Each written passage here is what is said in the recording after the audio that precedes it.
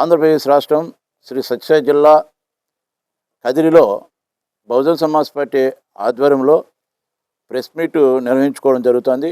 ఈ కార్యక్రమానికి బహుజన నాయకులు కేఆర్ హరిప్రసాద్ గారు, వేణు గారు, మరి రామచంద్ర గారు, నారాయణస్వామి గారు, వెంకట సుబ్బయ్య గారు, మరి రమేష్ గారు, అనిల్ గారు, చంద్ర గారు, వెంకటేష్ గారు, ప్రసాద్ గారు, మరి రాజు గారు అందరూ హాజరయ్యారు. వాళ్ళందరికీ జేబీఎంలు తెలియజేసుకుంటున్నా. ఈ ప్రెస్ మీట్ నందు బీఎస్పీ రాష్ట్ర కార్యదర్శి సంపాదిత గారు మాట్లాడుతూ 2 నెలల పసిపాపను చంపిన రెడ్లను ఎన్కౌంటర్ చేయాలని బహుజన్ సమాజ్ పార్టీ డిమాండ్ చేస్తుంది.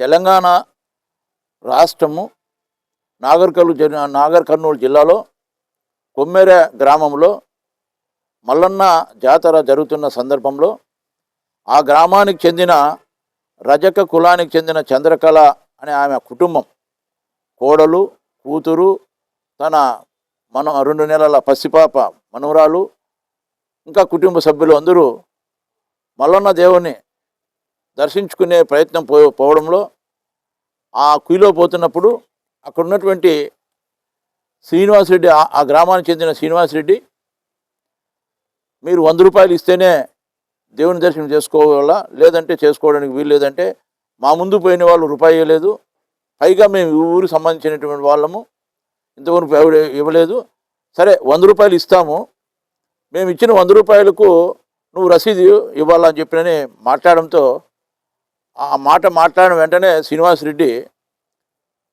బూతులు, అంటే అమ్మనా బూతులు తిడుతూ ఇష్టం వచ్చినట్లు లకారాలు మాట్లాడుతూ నీ ప్రైవేట్ పార్టీని కోసి చేతిలో పెడతా అని చెప్పినే ఇష్టం వచ్చినట్లు మాట్లాడి ఆ మహిళలను ఎక్కడ పెడితే అక్కడ పట్టుకొని వెనుక్కు తోసేయడం జరిగింది. ఆ తర్వాత రజక చంద్రకళ కుటుంబము బయటకు వచ్చి ఒక చోట కూర్చొని మదన పడుతున్న సందర్భంలో ఆమె కొడుకు గణేష్ ఫోన్ చేసి ఏమి ఇంతవరకు రాలేదు అని చెప్పినని ఫోన్ చేస్తే వాళ్ళు నువ్వు రా అని చెప్పిన ఆడికి పిలుచుకొని విషయం అంతా ఇట్లా జరిగిన విషయం మమ్మల్ని ఈ విధంగా మాట్లాడడం జరిగింది అని చెప్పడం జరిగింది. సరే, గణేష్ వెంటనే ఏం చేశాడంటే బాధపడి మా కుటుంబ మహిళలను మాట్లాడినట్లు రెడ్ల కుటుంబ మహిళలను కూడా మాట్లాడితే మీరు ఊరికైనా ఉంటారా అని ఒక వాయిస్ మెసేజ్ కొమ్మెర గ్రామ గ్రూపు వాట్సాప్కు మెసేజ్ పెట్టడం జరిగింది. అది చూసిన రెడ్లు వెంటనే అతనికి ఫోన్ చేసి గణేష్కు పిలిపించుకొని అక్కడ టెంకాయలు అమ్మే షెడ్ ఒకటి ఉంటుంది, ఆ టెంకాయలు అమ్మే షెడ్లోకి తీసుకుపోయి ఆమె దౌర్జన్యంగా తీసుకుపోతుంటే ఆమె తల్లి, అంటే గణేష్ తల్లి చంద్రకళను కూడా బలవంతంగా లోపలికి పోతుంది. 3 గంటలు దాదాపు ఒకరి మార్చి ఒకరికి గుంపులుగా ఆ గణేష్ మీద దాడి చేయడం జరిగింది. ఆ సందర్భంలో 100కి ఫోన్ చేసి పోలీసు వాళ్ళు కూడా చెప్పడంతో పోలీసు వాళ్ళకి ఫోన్ చేసి చెప్పడం జరిగింది. పోలీసు వాళ్ళు కూడా వచ్చిన పోలీసుల ముందు కూడా దాడి చేయడం జరిగింది వాళ్ళ ముందరనే. ఆ సందర్భంలో బయట ఉన్నటువంటి తన భార్య, అంటే గణేష్ భార్య మౌనిక, చిన్న పిల్లను ఎత్తుకొని 2 నెలల పిల్లను ఎత్తుకొని నా భర్తను చంపేస్తారు, మాకు ఎవరు దిక్కు లేకుండా పోతారని అక్కడ ఉన్నటువంటి రెడ్లను కాలా వేళ పడి ప్రాధాయపడి అడుక్కున్నా కనికరము చూపించకపోతే కనీసము నా బిడ్డనైనా 2 నెలల బిడ్డనైనా చూసి వీళ్ళు కనికరం కలుగుతుంది వదులుతారని చెప్పిననే ఆ రెడ్ల కాళ్ళ దగ్గర ఎత్తిపోయి 2 నెలలుగా పసిబిడ్డను ఎత్తిపోయి పెడితే అక్కడ ఉన్నటువంటి మధుసూదన్ రెడ్డి అనేవాడు ఒక కనికరం లేని వ్యక్తి, ఒక దుర్మార్గుడు, నీచుడు, ఆ బిడ్డను ఫుట్బాల్ తన్నట్టు తన్ని ఇచ్చేయడం జరిగింది. అప్పుడు ఆ బిడ్డ జరిగిన 3 రోజులకు బిడ్డ చచ్చిపోతారు.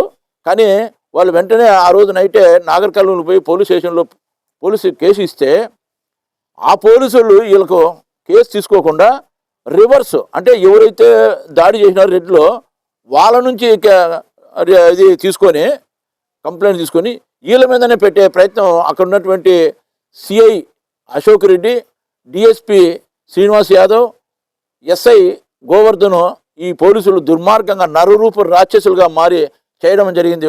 వాళ్ళ ముందుకు ఎటువంటి ఈగ వాలకుండా వాళ్ళని ఇంతవరకు అరెస్ట్ చేయకపోవడం అనేది జరిగింది. ఇక్కడ ఒక విషయం, అదే రాష్ట్రంలోనే ప్రియాంక్ రెడ్డిని 4 వ్యక్తులు, అంటే అందులో 3 బీసీలు, 1 మైనార్టీ వ్యక్తి హత్య చేసినారని ఆరోపణలు ఎదుర్కొంటున్న వారిని ఎన్కౌంటర్ చేయడం జరిగింది. మరి ఈరోజు మేము అంటున్నాం, ఆ 2 నెలల పసిపాపను చంపినటువంటి ఆ 8 మంది రెడ్లను ఎందుకు మీరు ఇంకా ఇంతవరకు ఎన్కౌంటర్ చేయలేదు? పోలీసుల ముందరనే కొట్టారు కదా. అంటే మీకైతే ఒక న్యాయం, మాకైతే ఒక న్యాయమా? నేను ఒక విషయం చెప్తాను. ఆ రోజు ప్రియాంక రెడ్డి కుటుంబాన్ని కేంద్ర మంత్రి జి కిషన్ రెడ్డి గారు, రాష్ట్ర మంత్రులు, ప్రజాప్రతినిధులు, సినీ నటులు చిరంజీవి గారు, బాలకృష్ణ గారు వెళ్ళి పరామర్శించడం జరిగింది. అదేవిధంగా ఆ ప్రియాంక రెడ్డిని చంపిన 4 వ్యక్తుల్లోనూ బూటుకు ఎన్కౌంటర్ చేస్తే ఇది సరైందే అని చెప్పినే సిపిఐకి 50 సంవత్సరాలకు పైగా నాయకత్వం వహిస్తున్నటువంటి నారాయణ మాట్లాడమంటే ఎంత దురదృష్టకరమో ఆయన మాట్లాడడం జరిగింది. ఇక టీడీపీ అధినేత, ఆనాటి ప్రతిపక్ష నేత, ఈనాడు ముఖ్యమంత్రి ఉన్న చంద్రబాబు నాయుడు గారు మరి ప్రెస్ మీట్ పెట్టి పత్రికా ముఖంగా ఆ కుటుంబానికి సంఘీభావం తెలపడం జరిగింది. ఇక ఆ రోజు ఉన్నటువంటి ముఖ్యమంత్రిగా ఉన్న వైఎస్ జగన్మోహన్ రెడ్డి గారు తెలంగాణ అమ్మాయి అయినా మరి ఆ అమ్మాయిపై ఉన్న రెడ్డి ప్రేమతో ఈ రాష్ట్రంలో దిశ చట్టాలు తీసుకురావడం జరిగింది. దిశ పోలీస్ స్టేషన్లు పెట్టడం జరిగింది. అంటే వాళ్ళకి ఎట్లయితే మీరు పరామర్శించి సందర్శించారో మరి ఈరోజు 2 నెలల పసిగుడ్డును చంపేస్తే వీళ్ళు ఎందుకు మాట్లాడరు? ఇది ఎందుకు ఈ బహుజనులుగా ఉండేవాళ్ళు ఎందుకు ఆలోచన చేయరు? అంటే వాళ్ళకైతే అయితే ఒక న్యాయమా, వీళ్ళకైతే ఒక న్యాయమా? మేమేమంటున్నామంటే, అయ్యా గౌరవ ముఖ్యమంత్రి నారా చంద్రబాబు నాయుడు గారు, మీరు ఎన్నికల సమయంలో బీసీలకు రక్షణ చట్టం తెస్తామని చెప్పి హామీ ఇచ్చి ఓట్లు ఇచ్చుకొని గెలిచి ఈ రోజుకు 22 నెలలు అవుతుంది దాదాపు అధికారం చేపట్టి. మరి ఇంతవరకు దాని మీద తేలేదు. ఒక బీసీలకు రక్షణ చట్టం తేవాలని చెప్పిన 8 మంది బీసీల కమిటీ వేశారు, మంత్రుల కమిటీ. మరి ఆ మంత్రుల కమిటీ కూడా వేసి దాదాపు 18 నెలలు, అంటే 1.5 సంవత్సరం అవుతా ఉంది. ఆ 8 మంది మంత్రుల కమిటీలు మనం పరిశీలన చూస్తే ప్రతిరోజు ఉదయం 5 గంటలకు లేచి రాత్రి పనుకునేంత వరకు బీసీలకు రక్షణ చట్టం ఎట్లా తేవాలని చెప్పి నేను చర్చ జరుపుతున్నారు. కానీ చట్టం అయితే తేలే. ఇప్పటికైనా కొంచెమైనా ఇది చేసుకొని ఆ బీసీలకు రక్షణ చట్టం తెచ్చే విధంగా అమలు చేయాలని చెప్పి నేను చంద్రబాబు నాయుడు గారిని ఈ సందర్భంగా డిమాండ్ చేస్తున్నాం. ఇంకొక విషయం, అయ్యా చంద్రబాబు గారు, మీరు ఎట్లా పరామర్శించకపోతే మీ వాళ్ళనైతే పరామర్శించరు, కనీసం ఆ 8 మంది రెడ్లను ఎన్కౌంటర్ చేసే విధంగా నీ శిష్యుడైనటువంటి తెలంగాణ ముఖ్యమంత్రి రేవంత్ రెడ్డి గారి మీద ఒత్తిడి తీసుకురావాలని మీకు కూడా ఈ సందర్భంగా డిమాండ్ చేస్తున్నాం. అదేవిధంగా తెలంగాణ ప్రభుత్వం ఆ కుటుంబాన్ని, ఆ రజక కుటుంబాన్ని అన్ని విధాలుగా ఆదుకోవాలని బహుజన్ సమాజ్ పార్టీ డిమాండ్ చేస్తూ జై భీమ్, జై భారత్.